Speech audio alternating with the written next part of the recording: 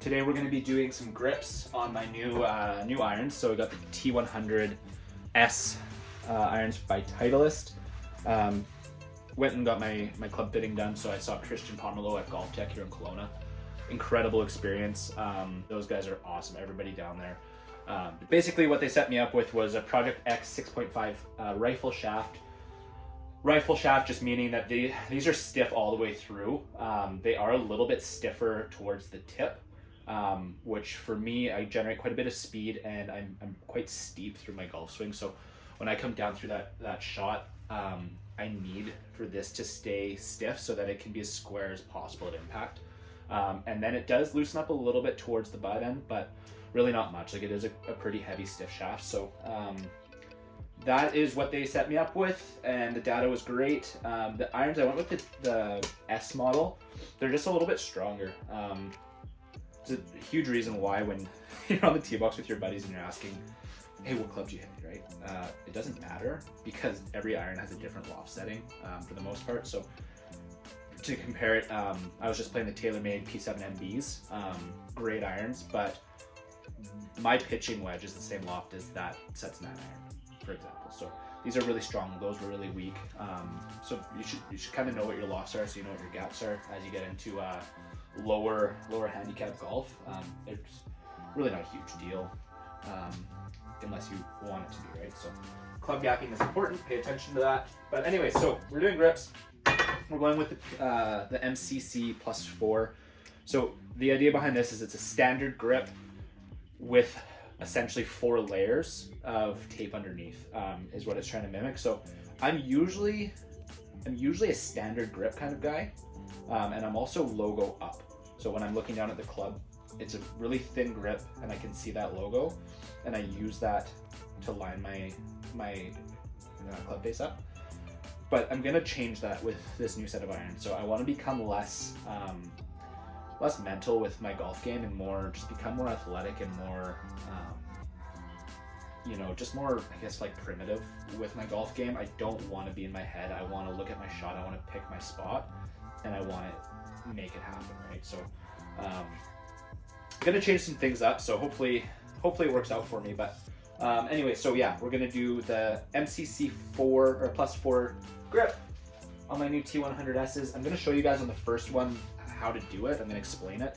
After that, I'm gonna put on some music and let you guys watch me do the rest of them in record speed because I'm gonna fast forward the shit out of it. But basically what we need, you need grip solvent. You can get from golfworks.ca. You can get it from Amazon. You can use paint thinner like acetone. No problem. It just has to be something that goes on wet and will self-dry. Okay, so using something like mineral oil does not work because it's going to stay coated, and the glue from the tape isn't going to be adhesive at all. So basically you need your grip solvent, which I've got over here, nicely labeled.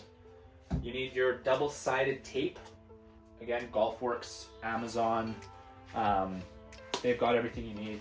So like, if you want to do club fitting, if you want to do grips, if you want to do shafts, Golfworks is the place to go. With the double-sided tape, make sure, like I'm in my garage right now, it's warmer today than it has been.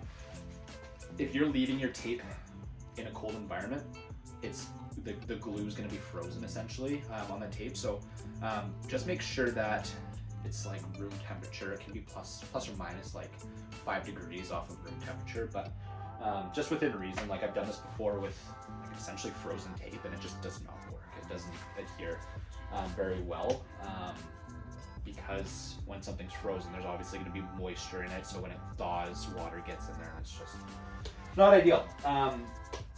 So yeah, let's do it. Kind of run you guys through the first one. If you have a regular clamp vise, you need to buy one of these. So again, Golfworks, it's just a shaft protector. It's like a little sleeve, and essentially what it does is it just clips in end of the shaft, kind of slide it up. Keep in mind, this doesn't make it bulletproof. We don't need to squeeze the clamp on so hard that we start bending the shaft.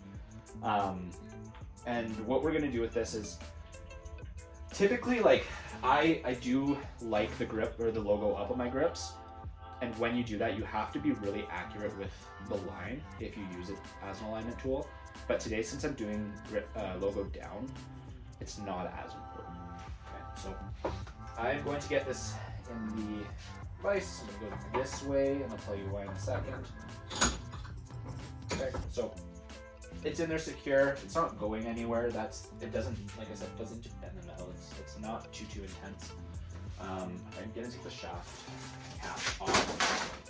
If you've never ordered your clubs without grips on them, like I ordered mine grips off because I'm not gonna play these grips. There's no sense in saying no grips because you don't save any money. So I'm gonna use these for a customer down the road. Hopefully make some money on it. But you get these little knobs. Keep these because if you do this a lot, they're good to have.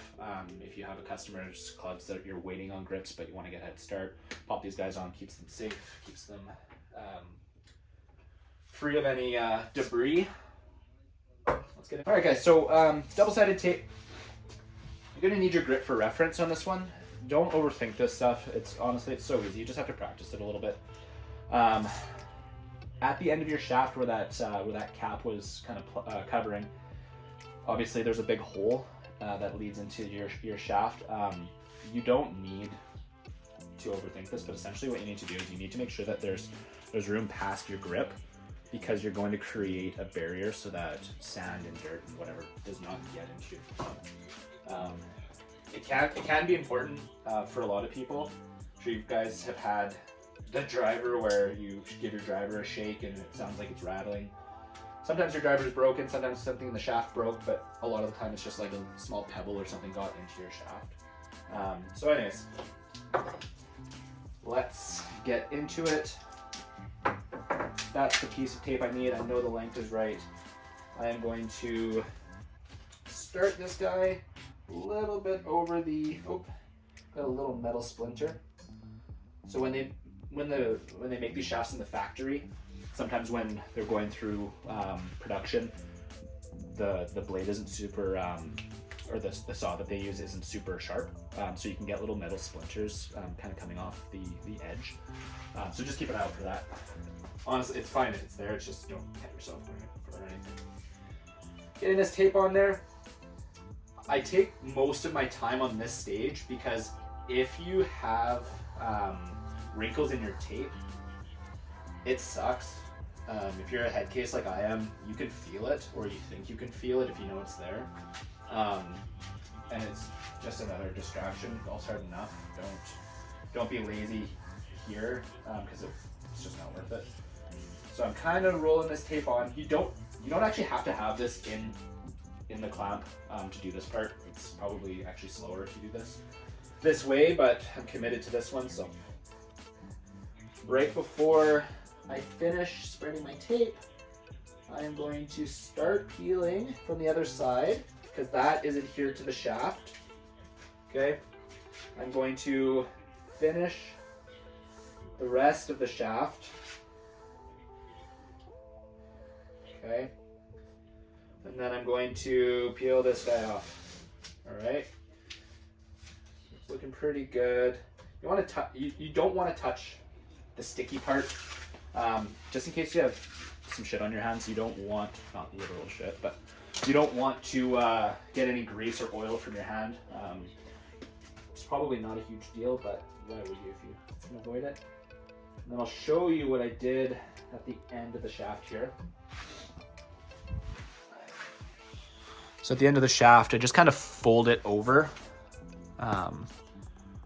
Yeah, so right through here, it just comes over top, and then you just kind of press it in and you push it in, and it just acts as like a little trampoline, like a little barrier for the shaft, like I said, so that no debris gets in there. Put it back. My tape's on. I've got my grip.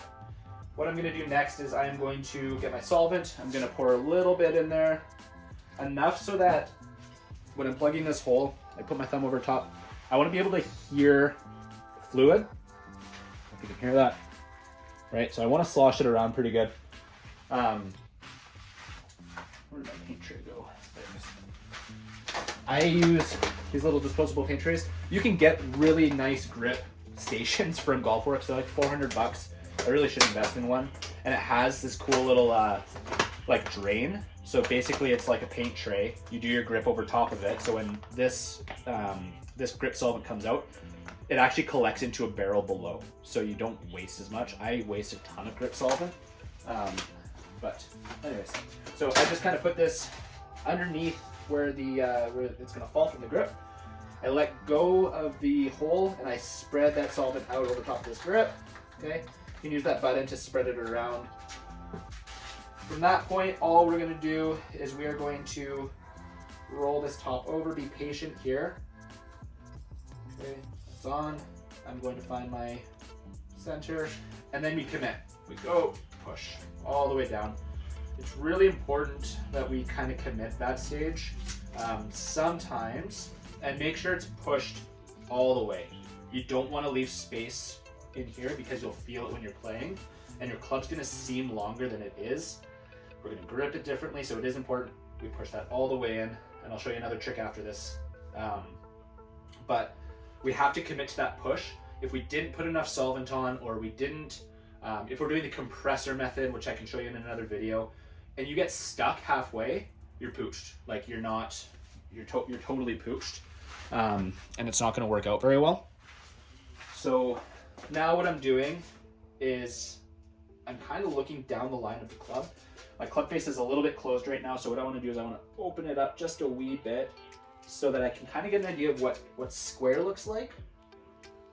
And it's pretty good.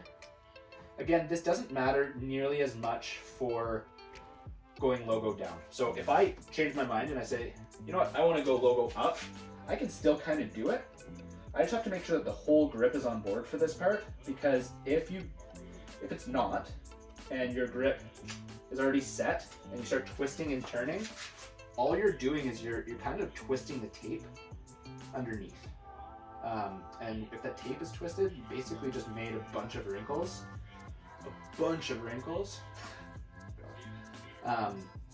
And you wanted to avoid that in the first place. So I'm probably not doing myself any favors now by switching it.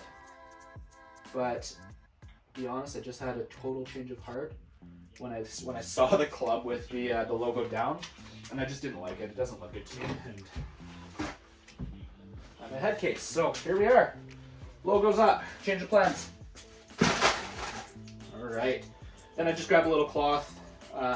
The shaft usually gets dirty from this. If that matters to you, give it a good wipe. It's gonna smell, kind of like paint thinner. Give the end of your grip a little wipe. Just make sure that there's nothing on the outside of the grip, because that can wear down the rubber. But other than that, it looks pretty good. I always take it off, look down at that club. I hate this. I did the tape too long on this one, guys, so you can see it's kind of poking over. What I'm going to do is I'm going to wait for it to dry, because it's really slippery right now because the glue is wet. I'm going to wait for it to kind of dry off. Then it should come off really easily, but if it doesn't, what I do is I get my utility knife and I just kind of pull the grip down, score it, and then it comes off nice and easy. But that will happen, and that's all good. Alright guys, so that's it. I hope you liked the video. If you do me a favor, subscribe. It goes a long way, especially early days as I'm building this channel up.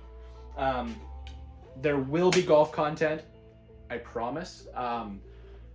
Obviously, living in Canada, there's snow, a lot of it. It's actually melting nicely right now. I think one of the courses nearby is open, but it's not one that's really worth playing. But I'm gonna get some simulator content. My new irons here, what I'm gonna do is I'm going to do a full range session, so you guys can see what a 4 handicap looks like on a range session. I will hit some great shots. I will hit some brutal shots. I hope you guys come and stay tuned, or tune in and watch that video. Yeah, thank you guys so much for checking this out. Leave a like if you enjoyed this content. If not, leave a like anyways. Okay, see ya.